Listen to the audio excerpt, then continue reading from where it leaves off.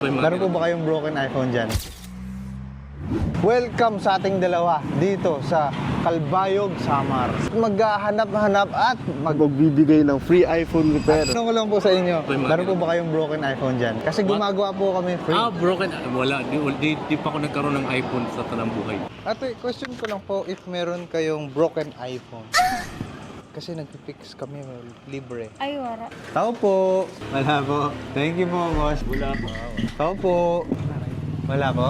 Ay, Wala po, sir. Wala po. Wala po, sir. Wala. Tao po.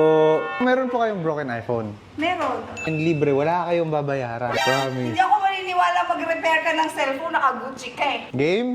I-explain ko po sa inyo. Ipapakama ko yata sarili. Hindi nga, asan na tayo? Ano po, from Manila pa po kami. Pero iniikot po namin ang buong Philippines.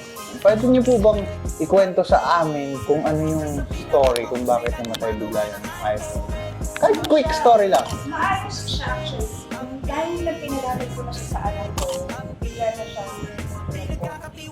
Pero matagal na yan sa akin. Siguro mga 4-5 years na. Hindi ko alam kung sa